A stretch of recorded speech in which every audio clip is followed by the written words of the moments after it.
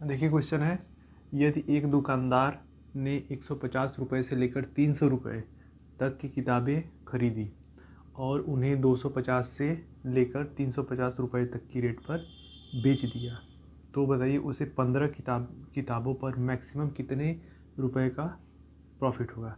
ये देखिए यहाँ पे मैक्सिमम दिया है, तो यहाँ पे देखिए मैक्सिमम कब होगा, जब कम से कम रेट में खरीदेंगे और ज़्यादा से ज़्यादा रेट में बेचेंगे। देखिए 150 से 300 रुपये तक खरीदना है, तो अगर हम 150 मैक्सिमम कब होगा, जब 150 रुपये में ज़्यादा से ज़्यादा किताबें खरीद के और महंगे दामों में 300 रुपये में ज़्यादा से ज़्यादा बेचेंगे तो हमको मैक्सिमम प्रॉफिट होगा। तो यहाँ 15 किताबों पे देखना है, तो यहाँ पे 15 किताबों के लिए 15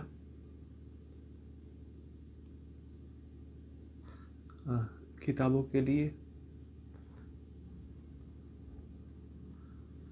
कितने में कॉस्ट प्राइस कितना होना चाहिए। देखिए यहाँ पे अगर हम 15 किताब अगर 150 में खरीदें मैक्सिमम प्रॉफिट के लिए, 15 75 की 5 और 15 एक 15 5 20 2 22 2250। देखिए अगर 15 किताबें कम रेट में खरीदे, 150 रुपये में खरीदे और सबसे ज़्यादा से ज़्यादा रेट में बेचे, मतलब 350 रुपये में बेचे, तो उसको मैक्सिमम प्रॉफिट होगा। 15 किताबों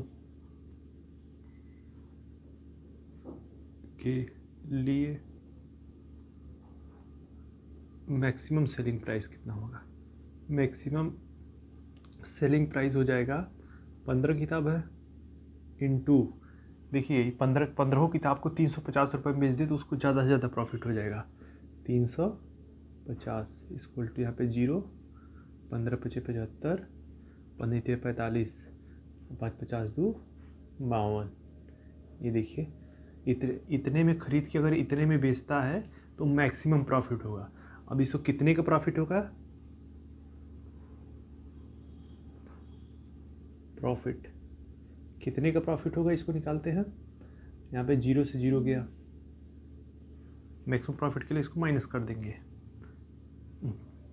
इसको इसमें से इसको माइनस कर देंगे। 0 में से 0, 5 में से 5 गया 0, 2 में से 2 गया 0, यहाँ पे 3000 रुपये का इसको मैक्सिमम प्रॉफिट होगा, इसको इसमें से माइनस कर देंगे तो हमको मैक्सिमम 3000 रुपये का प्रॉफिट होगा। अगर हमको मिनिमम देखना होता तो ज़्यादा से ज़्यादा में खरीदते और कम से कम में दाम में बेचते। 200 अगर मिनिमम प्रॉफिट ले रहा है तो 300 रुपये में खरीदते और 250 रुपये में बेचते तो हमको मिनिमम प्रॉफिट होता।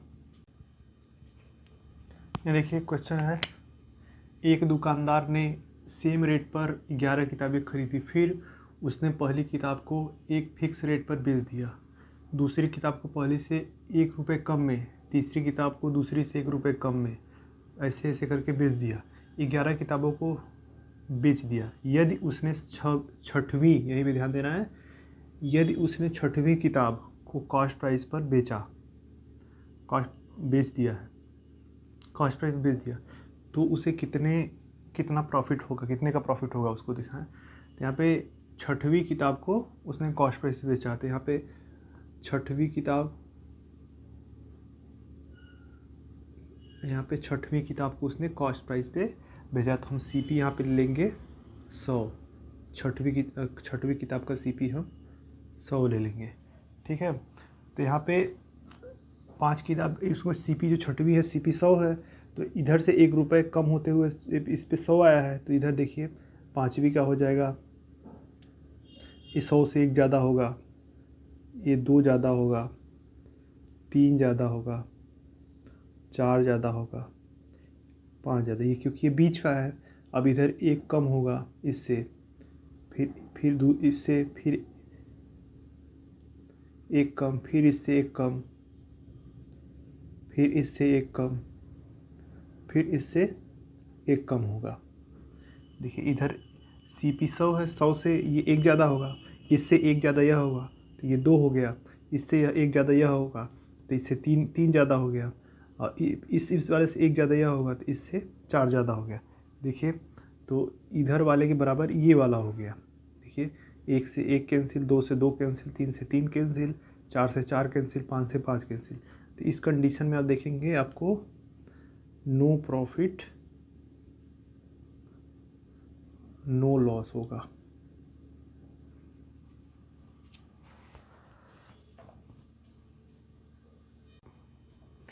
देखिए डिस्काउंट किसे कहते हैं, डिस्काउंट छूट या बट्टा ये सब एक ही है। डिस्काउंट किसे कहते हैं, जैसे हम किसी चीज़ को ख़रीदने जाते हैं तो उस पर एक MRP लिखा होता है, मैक्सिमम रिटेल प्राइस जो होता है MRP लिखा होता है। MRP पे हम जो छूट पाते हैं, जैसे 20% 30% मार्केट में जितना छूट हो उसी को डिस्काउंट करते हैं। जैसे 20% का डिस्काउंट हमको मिल गया तो 100 का चीज़ है, अगर किसी कोई वस्तु हमको 100 रुपये में है, अगर 20% डिस्काउंट हमको मिल जाए तो उसका MRP मान लीजिए 100 रुपये है। अगर हमको 20% इसमें डिस्काउंट मिल जाती है, हमको 100 रुपये की चीज़ कितनी मिल जाएगी, 100 रुपये की वस्तु हमको 80 रुपये मिल जाएगा, अगर हम 20% डिस्काउंट पा जाए तो इसी को डिस्काउंट कहते हैं। देखिए इक्वल डिस्काउंट किसको कहते हैं, इक्वल डिस्काउंट मान लीजिए 70% प्लस 60% दो डिस्काउंट है, दो डिस्काउंट को इसी के बराबर एक जो डिस्काउंट हो उसको इक्वल डिस्काउंट कहेंगे। जैसे हम मान लीजिए 70% है तो 100 में 70% डिस्काउंट हो गया तो कितना परसेंट बचा, 30, एक्चुअल वैल्यू उसकी 30 हुई। फिर 60% डिस्काउंट हो गया तो कितना बचा, 40% डिस्काउंट। तो ये 0 से 0 कैंसिल, ये 2 0 से 2 0 कैंसिल, कितना बचा इसमें, उसका 100 रुपये, 100 में 12 बचा तो डिस्काउंट कितने का हुआ, 100 में से 12 माइनस कर देंगे, कितना हो गया,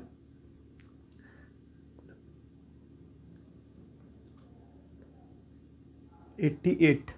यहाँ पे देखिए 88% का डिस्काउंट। ये दोनों डिस्काउंट को अगर जोड़ देंगे, ऐसे जोड़ना नहीं, इस दोनों डिस्काउंट को अगर एक साथ काउंट करेंगे, एक डिस्काउंट के उसके बराबर लेना हो तो 88% का डिस्काउंट करेंगे तो इन दोनों डिस्काउंटों के बराबर आएगा। इसमें देखिए ये जो अब 30% 40% लिया गया है उसको वैल्यू लिया गया, डिस्काउंट के बाद 30 बचा, फिर 60 के बाद डिस्काउंट के बाद 40 बचा, तो ये दोनों जब ये ऐड कर देंगे तो ये उसका जो 100 था 100 में इतना बचा है तो डिस्काउंट कितना हुआ, 100 माइनस 12 मतलब 88% का इसमें डिस्काउंट है। यहाँ पे 12% उसका बचा है तो 88% उसको छूट मिल गया है। ये 88% छूट जो है, एक बार 70% छूट मिलेगा फिर उसके बाद 60% छूट मिलेगा, उसके बराबर होगा 88%। ये इक्विवेलेंट डिस्काउंट, ये इक्वल डिस्काउंट है, इसके इक्वल डिस्काउंट है।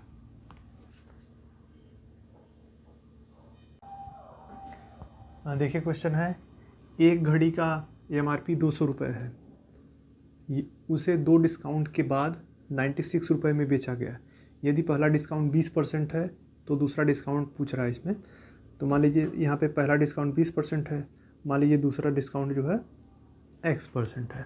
तब यहाँ पे अब इसको सॉल्व करेंगे, यहाँ पे 200 का 20% डिस्काउंट मिल गया तो कितना बचा, 80 डिवाइडेड बाय 100, 100 में है, और इंटू X% डिस्काउंट मिल गया तो उसको कितना बचा, 100 माइनस X डिवाइडेड बाई 100।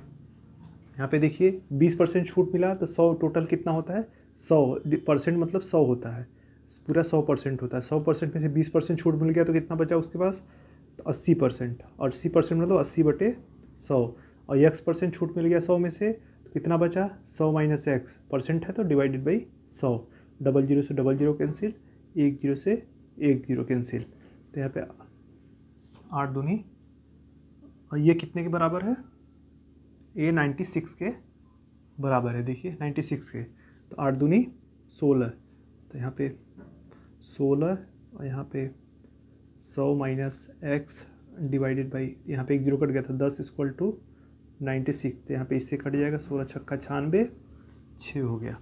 तो 100 माइनस X इक्वल टू 10 इधर से उठ के इधर चला जाएगा, 60 हो गया, तो X इक्वल टू 40%। दूसरा डिस्काउंट जो है 40% होगा।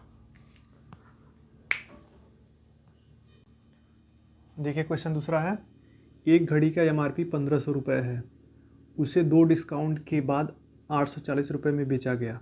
यदि पहला डिस्काउंट 20% है तो दूसरा डिस्काउंट क्या होगा? पहला डिस्काउंट 20% है तो पहला 20% है और दूसरा कितना है? मान लीजिए दूसरा ये X% डिस्काउंट हम लोग ले रहे हैं, तो कितना अब सॉल्व करेंगे?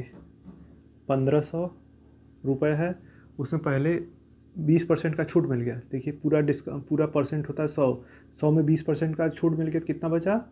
80%। 80 डिवाइडेड बाई 100% मतलब डिवाइडेड बाई 100। और दूसरा डिस्काउंट X% है तो 100 में से X% छूट मिल गया तो कितना बचा? 100 माइनस X डिवाइडेड बाई 100%। यहाँ 00 से 00 कैंसिल, 10 से 10 कैंसिल। यहाँ पे एक इसके बराबर है 840 के। अब देखिए 15 अट्ठे 120 डिवाइडेड बाई 10। यहाँ पे देखिए यहाँ पे 10 कटा था, 10 बचा था, into 100 minus X equal to 840। ये यहाँ से ये 0 कैंसिल और 12 से ये कैंसिल कर देंगे। 12 सत्ते 84, 70। 100 minus X equal to 70, X equal to ये एक मिनट दिखा दे उसको करके। 100 माइनस 70 इक्वल टू एक्स इधर माइनस इधर प्लस हो जाएगा, इधर ये प्लस है इधर माइनस, तो एक्स इक्वल टू 30% का, उसको दूसरा जो डिस्काउंट है वो 30% का है। देखिए क्वेश्चन है, एक दुकानदार ने 800 रुपये MRP वाली एक साइकिल को 10% और 15% के डिस्काउंट पर ख़रीदा। 28 रुपये उसकी मरम्मत में खर्च किया, फिर उसे 800 रुपये में बेच दिया। तो बताइए उसे टोटल कितने प्रतिशत का प्रॉफिट हुआ? यहाँ पे एक दुकानदार 800 रुपये में साइकिल ख़रीदता है, उसे 10% और 15% का डिस्काउंट दो मिलता है। तो 10% प्लस 15% दो डिस्काउंट पर ख़रीदा, यहाँ पे उसको 2 डिस्काउंट मिलता है। तो इसको पहले 800 रुपये में कितने का वो ख़रीदा, पहले उसका CP देखेंगे। 800 रुपये में 10% डिस्काउंट हो गया तो यहाँ पे टोटल 100% होता है। 10% डिस्काउंट हो गया तो कितना बचा? 100 माइनस 10 इक्वल टू 90%। 90% मतलब 90/100 इंटू फिर 15% डिस्काउंट है तो 100 में 15% डिस्काउंट हो गया तो 85/100। देखिए ये CP इसका कितने में ख़रीदेगा वो, तो 00 से 00 कैंसिल, 10 से 10 कैंसिल। इसको सॉल्व करेंगे। 8 25 40, 8 अट्ठे 64, 64 4 68 इंटू 9 डिवाइडेड बाई 10। इस 0 से इस 0 कैंसिल, यहाँ पे हो गया 9 8 72, 9 8 72 और 9 6 54, 54 6 60 1 61, 612। वो उसका CP 800 रुपये में, 800 रुपये में आपकी था, उस पर 2 डिस्काउंट के बाद उसका कितने, वो 612 रुपये में ख़रीदता है दुकानदार। इसका CP जो होगा, कॉस्ट प्राइस हो गया 612 रुपये। दुकानदार 800 रुपये की चीज़ 2 डिस्काउंट के बाद 612 रुपये में ख़रीदता है और प्लस फिर उसमें कितने का 28 रुपये उसकी मरम्मत में खर्चा करता है। तो 28 रुपये उसमें और CP में जुड़ जाएगा। 28 रुपये मरम्मत में खर्चा कर 6 2 8 2 10 और 2 1 3 1 4 और 6, तो उसका टोटल CP हो गया वो 640 रुपये। उसका टोटल कॉस्ट हो गया, टोटल CP उसका टोटल कॉस्ट कितना हो गया? 640 रुपये में वो ख़रीदता है और बेचता कितने में है? 800 रुपये में। देखिए सेलिंग प्राइस जो है उसका 800 रुपये है, तो प्रॉफिट कितने का हो जाएगा? 640 में ख़रीद के 800 में बेचता है तो कितने का प्रॉफिट हो जाएगा?